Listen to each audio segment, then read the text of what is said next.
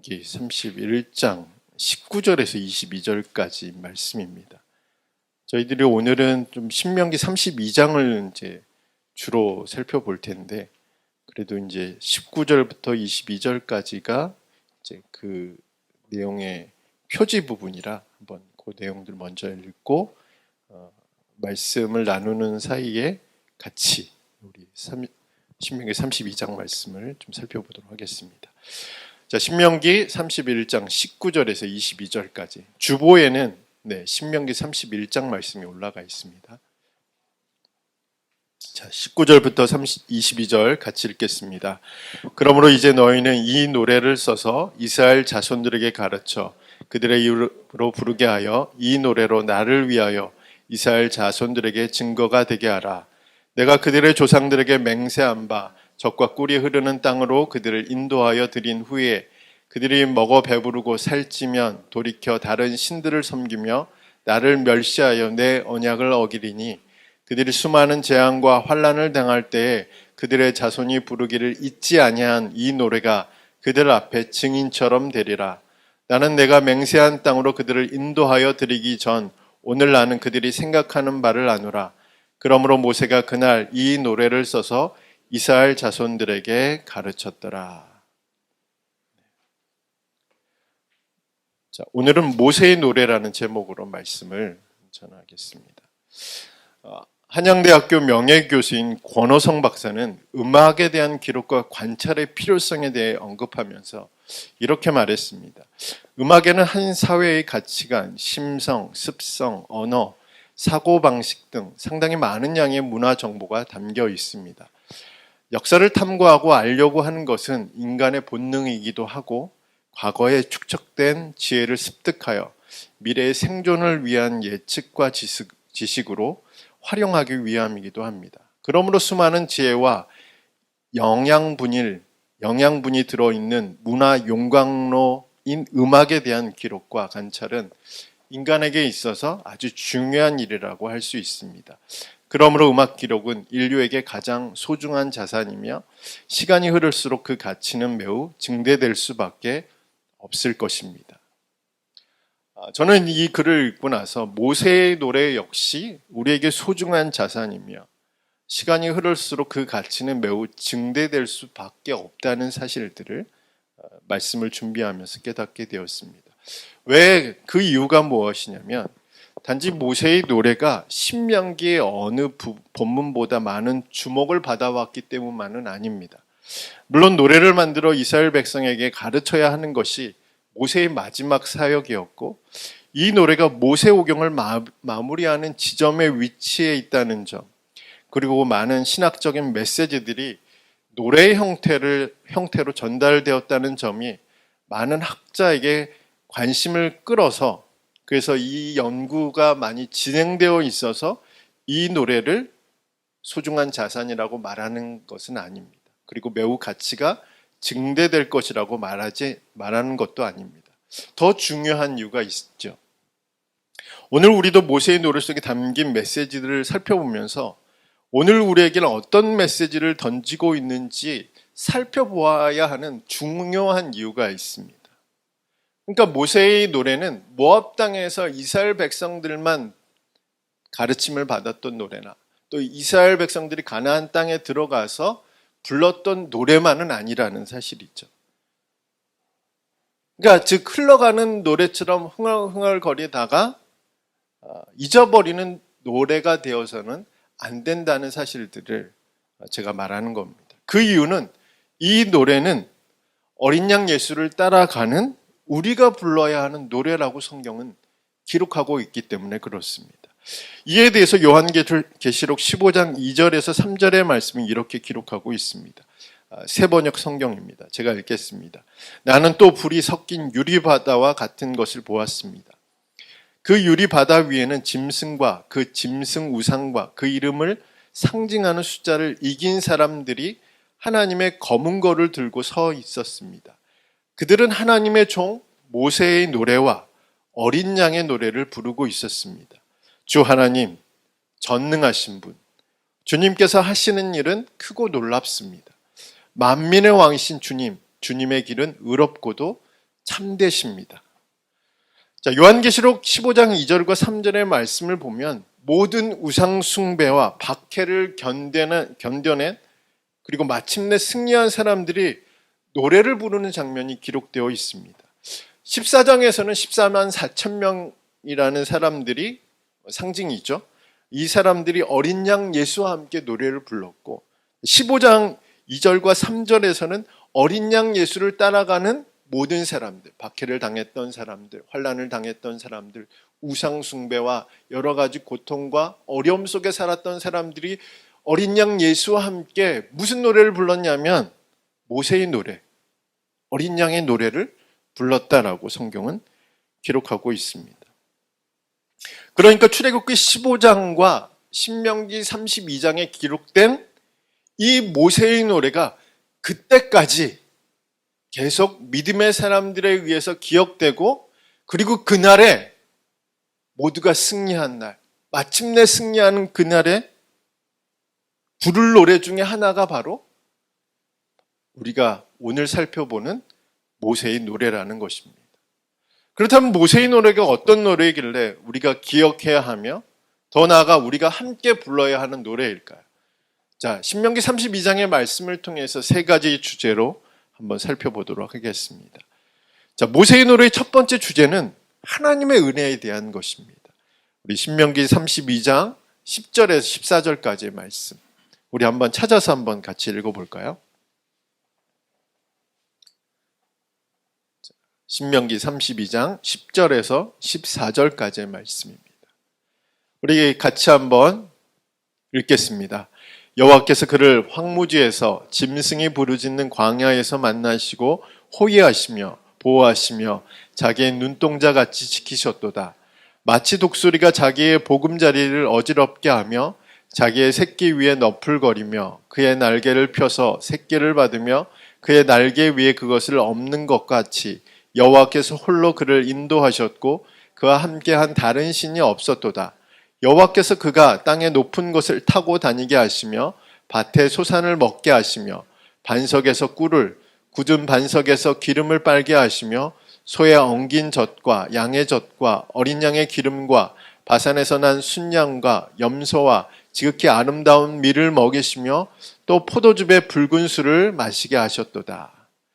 자, 함께 읽었던 이 구절들은 모세의 노래 중에 이스라엘에게 베푸신 하나님의 은혜에 대해서 가장 두드러지게 표현하고 있는 구절입니다. 자, 10절의 말씀을 우리가 한번 보면 하나님의 보호하심에 대한 기록이죠. 하나님이 이스라엘을 어떻게 보호하시겠다? 눈동자같이 이스라엘을 보호하시겠다. 돌보시겠다라고 기록하고 있습니다. 자, 눈동자같이 보호하시겠다는 말씀은 하나님이 최고의 관심과 사랑으로 이스라엘을 세심하게 돌보시겠다는 약속의 말씀입니다. 그뿐입니까? 13절과 14절의 말씀을 보면 하나님은 이스라엘에게 복을 주시는 하나님이심을 알 수 있습니다. 밭의 소산과 젖과 기름과 고기와 아름다운 밀을 주시는데 아버지가 사랑하는 자녀들을 위해서 좋은 것을 준비해서 주듯이 하나님이 이스라엘에게 가장 좋은 것을 공급하시는 분이라는 사실들을 13절과 14절의 말씀을 통해서 알 수 있습니다.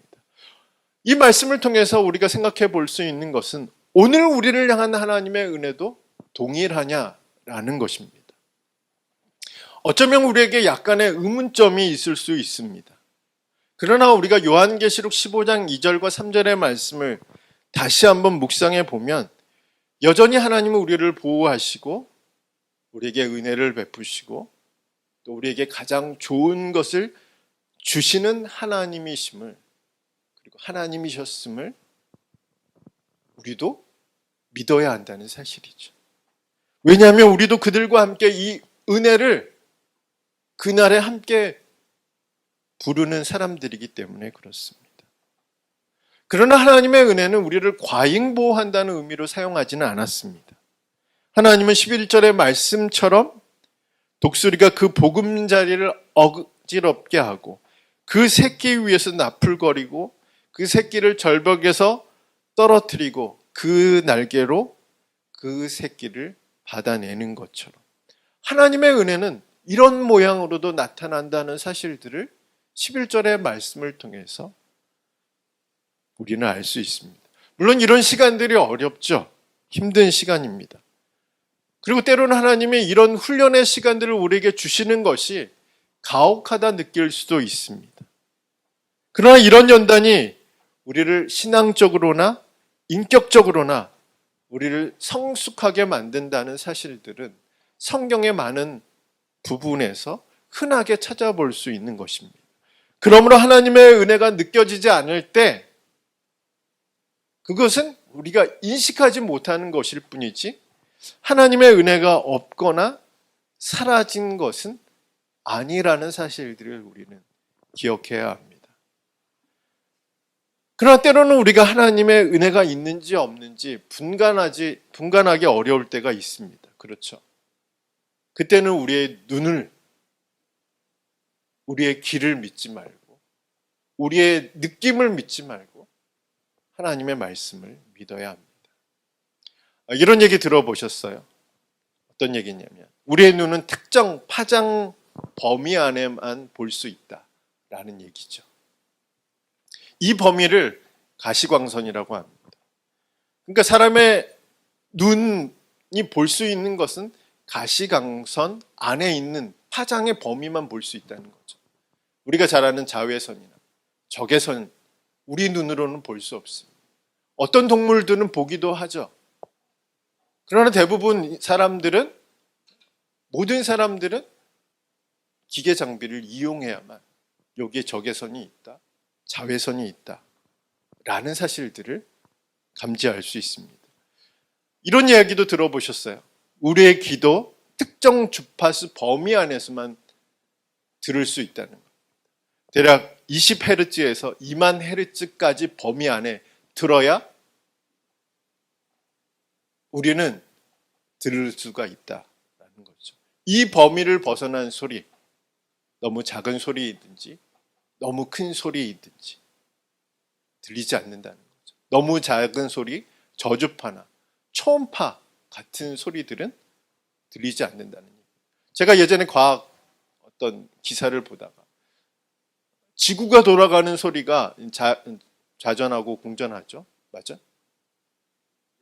네, 맞죠. 이 소리가 어마어마한 소리를 낸다는 거죠. 그러니까 우리는 지금 인식하지 못하잖아요. 이것을 들으면 사람이 살 수가 없대요. 자전하고 공전하는 이 소리가 엄청 커서 사람이 들을 수도 없는 소리. 들으면 이건 뭐 존재할 수도 없는 소리죠. 그런 이야기를 한번 들었는데.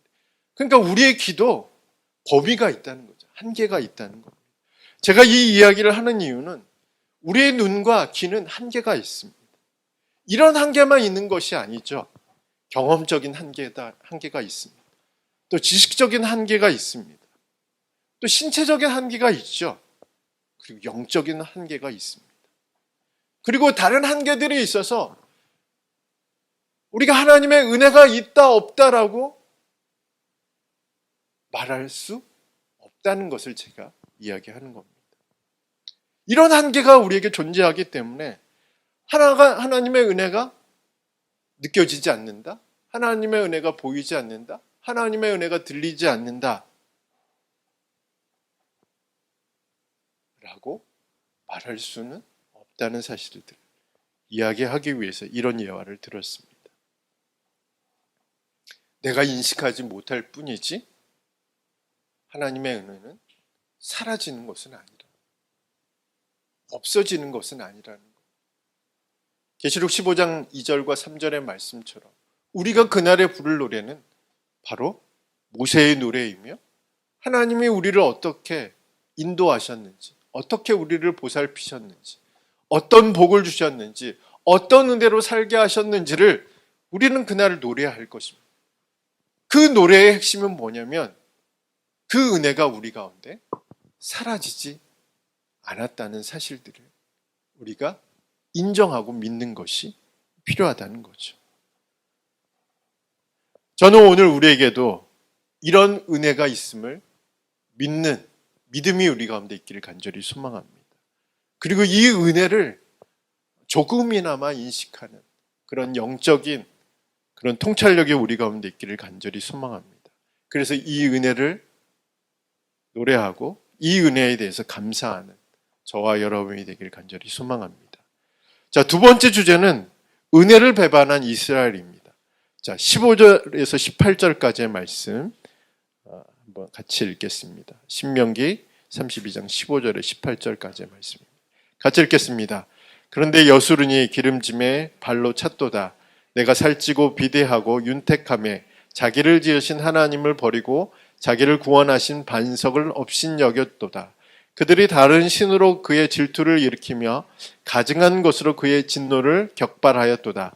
그들은 하나님께 제사하지 아니하고 귀신들에게 하였으니 곧 그들이 알지 못하던 신들, 근래에 들어온 새로운 신들, 너희 조상들이 두려워하지 아니하던 것들이로다. 너를 낳은 반석을 내가 산관하지 아니하고 너를 내신 하나님을 내가 잊었도다.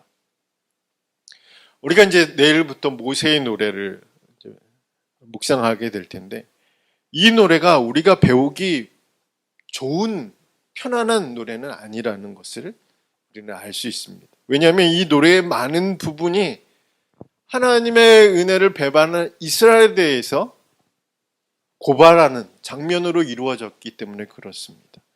그래서 노래를 살펴보면 하나님이 가나안 땅에 들어가기 전에도 이스라엘 백성들이 자신을 배반할 것을 알고 계셨습니다. 그리고 함께 읽은 이 본문 말씀도 그 주제 중에 하나이죠.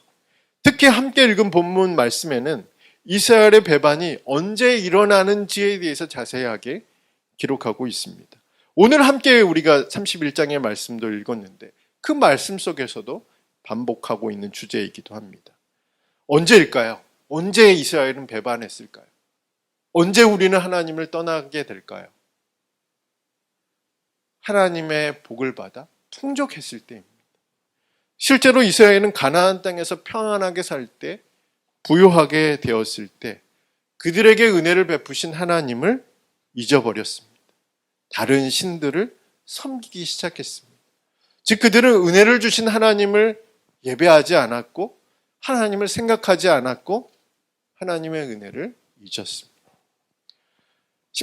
우리가 함께 읽었던 18절의 말씀을 보면 이스라엘의 이런 모습이 정확하게 어떤 의미인지를 기록하고 있는데 그것은 너를 낳은 반석을 내가 상관하지 않았다 라는 구절에서 알 수 있습니다. 이 구절은 자녀가 부모의 은혜를 입거나 자녀로서의 도리를 저버린 행위를 이와 같은 표현으로 한 것이죠. 그러니까 이스라엘의 배반이 마치 이런 패륜적인 모습으로 나타났다는 것을 모세의 노래 속에 담겨져 있다는 사실이죠. 오늘 우리도 이런 모습이 우리에게 있는지 없는지 잘 살펴보아야 하겠죠. 그리고 나서 우리의 마음을 완전히 믿어서는 안 된다는 사실들을 우리는 기억할 필요가 있습니다. 간절할 때는 또 절박할 때는 하나님이 전부인 것처럼 하나님만 유일한 소망인 것처럼 여기다가도 마음의 안정을 찾고 평안해지면 뒤를 돌아보지 않는 것이 어쩌면 우리의 마음일 수도 있습니다. 여러분의 마음이 그렇다는 것이 아니라 제 마음이 그렇다는 얘기죠. 그런데 이런 우리의 마음이 살이 찐다면 어떻게 될까요? 비대해진다면 어떻게 될까요? 하나님의 은혜를 은혜로 인정할까요? 하나님의 은혜로만 살 수 있다라고 고백하며 기도할 수 있을까요? 우리가 모세의 노래를 기억해야 하는 이유는 이 모세의 노래 속에는 저와 여러분의 속마음을 표현하고 있는 장면들이 나와 있기 때문에 그렇습니다. 저와 여러분의 실제적인 모습들을 보여주고 있는 장면들이 그대로 기록하고 있기 때문에 그렇습니다. 예수님의 말씀을 보면 부유한 자가 천국에 들어가기 어렵다. 얼마나 어려운지 라고 말씀하신 부분이 있습니다. 예수님은 들어갈 수 없다라고 말씀하신 것이 아니라 그 문이 매우 좁다라고 말씀하셨죠. 왜 좁아졌을까요? 그 이유는 스스로 그 문을 좁게 만들었기 때문에 그렇습니다. 그의 부유함이 그 문을 좁게 만든 것이죠. 그렇다면 여기서 우리가 중요한 것은 부의 기준은 무엇이냐라는 부분이겠죠. 누가 부자냐? 라고 물어본다면 그때나 지금이나 누구도 선뜻 대답하지 않을 거라고 생각합니다. 왜냐하면 모두 스스로를 부자라고 생각하지 않기 때문에 그렇습니다. 부자는 누구일까요? 저는 부의 기준은 마음에 있다라고 생각합니다.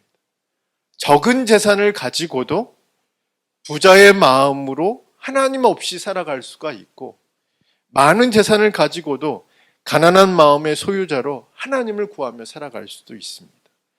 물론 재산이 많을수록 신앙에 집중하기 어려운 것은 사실입니다. 예수님을 따르기에는 포기해야 될 것이 많은 것도 사실이죠. 예수님도 바로 이 부분에 대해서 말씀하고 있는 것이죠. 그러나 저는 부자만 그런 것만은 아니라는 사실들을 말씀드리고 싶습니다. 재산이 없더라도, 가진 것이 부족하더라도 하나님의 은혜를 잊고 살 수 있습니다. 하나님이 아닌 세상을 따르며 살아갈 수 있다는 것을 말씀드리는 겁니다. 중요한 것은 하나님의 은혜를 기억하고 있느냐, 기억하지 않고 있느냐.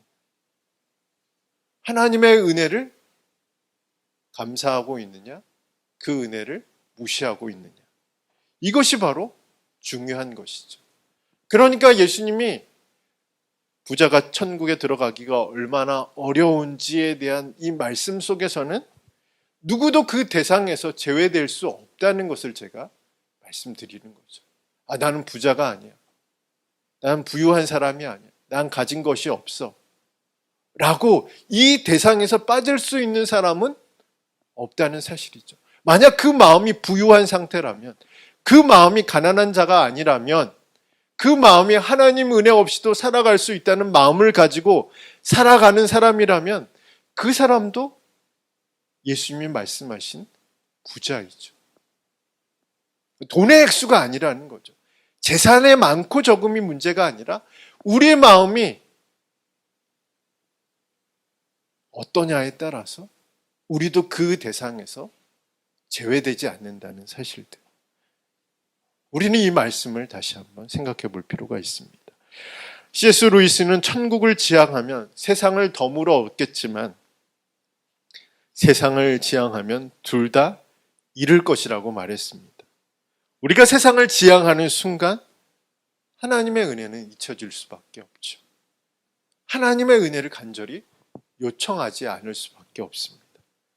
그 결과 하나님이 아닌 다른 것들을 더 따르고 섬기게 되는 모습. 그래서 이 모세의 노래 속에는 바로 저와 여러분의 모습이 있을 수도 있다는 얘기죠. 여러분의 마음은 부유한 자입니까? 아니면 가난한 자입니까? 자, 세 번째 주제입니다. 모세의 노래의 세 번째 주제는 하나님의 최종적인 구원입니다. 우리 43절의 말씀을 찾아서 한번 같이 읽겠습니다. 너희 민족들아 주의 백성과 즐거워하라. 주께서 그의 종들의 피를 갚으사 그 대적들에게 복수하시고 자기 땅과 자기 백성을 위하여 속죄하시리로다. 아멘. 자, 은혜를 잊고 하나님을 배신한 이스라엘에게 임한 것은 하나님의 징계이고 하나님의 심판이었습니다. 그러나 그 징계와 심판으로 끝나지 않았습니다. 그 심판의 끝에는 하나님의 최종적인 구원이 있었습니다. 하나님은 그 심판을 통과한 정결한 주의 백성 그리고 그의 종들을 구원하실 것이라는 약속이 이 말씀 속에 담겨져 있습니다. 모세의 노래는 이 구원을 노래하고 있는 것이죠. 또한 하나님은 이 주의 백성들을 괴롭힌 원수들을 모두 멸망시키고 그리고 땅과 주의 백성들을 완전히 구원하실 것이라고 노래하라고 말씀하고 있습니다. 우리는 이 구절에서 왜 이 노래를 어린 양 예수를 따르던 자들이 불렀는지를 알 수 있죠. 그리고 왜 우리가 이 노래를 배우고 이 노래를 기억하고 이 노래를 불러야 하는지도 알 수 있습니다. 그 이유는 우리의 연약함에도 불구하고, 우리의 신실하지 못함에도 불구하고, 우리의 무지함과 우리의 믿음 없음에도 불구하고 하나님이 우리를 최종적으로 구원하실 것이기 때문에 그렇습니다. 그리고 우리는 마침내 승리할 것이며 마침내 완전한 구원을 경험하여 어린 양 예수와 함께 이 노래를 부르면서 우리를 구원하신, 그리고 우리를 승리케 하신 그 주님을 찬양하는 그날이 있기 때문에 우리는 이 노래를 부르고 이 노래를 기억하고 이 노래로 주님 앞에서 어린 양 예수의 구원을 찬송할 날이 있을 것이라고 믿습니다.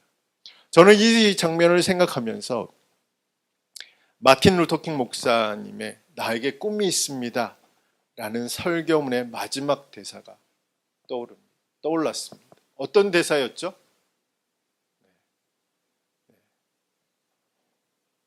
영어로는 얘기하지 않겠습니다. 영어 배운 지가 꽤 돼서. 마침내 자유. 마침내 자유. 전능하신 하나님 감사합니다. 우리가 마침내 자유로워졌습니다. 이것이 바로 우리가 어린 양 앞에서 불러야 하는, 부를 수밖에 없는 마지막 노래이지 않을까라는 생각을 하게 되었습니다. 우리에게도 이런 날이 올 것입니다. 우리도 이렇게 외치면서 모세의 노래를 부를 날이 올 것이라고 믿습니다. 그때까지 살아갈 동안 우리에게 은혜를 주신 하나님을 잊지 않고 우리에게 예비하신 복을 주신 하나님을 우리가 잊지 않고 우리의 연약함과 부족함에도 불구하고 마침내 우리를 구원하신, 마침내 우리를 자유케 하신 그 하나님을 신뢰하며 믿음으로 살아가는 저와 여러분이 되기를 주님의 이름으로 축복합니다.